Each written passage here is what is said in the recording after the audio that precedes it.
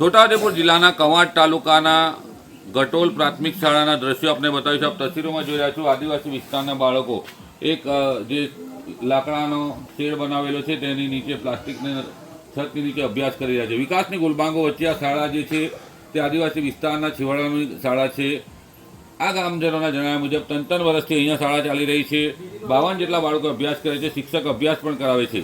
પરંતુ અહીંયાની વરવી વાસ્તવિકતા છે, સરકાર વિકાસની ગુલબાંગો વચ્ચે બાળકોને શાળાનું મકાન પણ બનાવી આપી શકતી નથી. આવી પરિસ્થિતિમાં બાળકો શિયાળા, ઉનાળો, ચોમાસો અભ્યાસ કરે છે. શિક્ષક અભ્યાસ પણ કરાવે છે.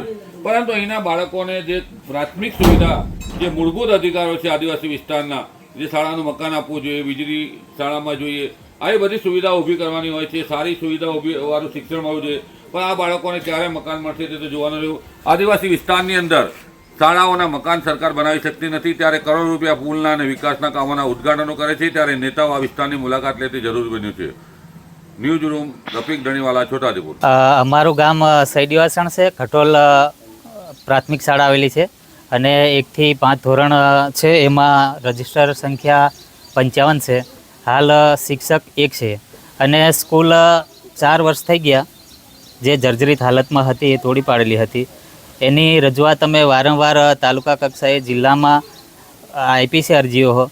તેમ છતાં અત્યાર સુધી સ્કૂલનું કોઈ કામ કરવામાં આવેલ નથી. અમે 4 વર્ષથી બંબુ, વાંસને જંગલમાંથી સાગના લાકડા કાપી લાવીને અમે આ રીતે સાપરું બનાવેલું છે અને બાળકો અમે જીવના જોખમે ભણવા મોકલીએ છીએ. હાલમાં વરસાદની સિઝન છે તો વરસાદ આવે તો પાણી ઉપરથી ટપકે એટલે બાળકો ઊભા થઈ જાય. વધારે વરસાદ હોય તો બાળકોને ઘરે બી મોકલી દેવું પડે છે. મારું નામ રાઠવા હસમુખભાઈ નારણભાઈ. કવાંટ તાલુકાની ગટોલ પ્રાથમિક શાળામાં હાલ વિદ્યાર્થીઓ જે પરિસ્થિતિમાં રહીને બેસીને અભ્યાસ કરી રહ્યા છે તેના માટે આચાર્યશ્રી સાથે વૈકલ્પિક વ્યવસ્થા કરવા માટેનું આયોજન અને સૂચના આપી દેવામાં આવેલ છે.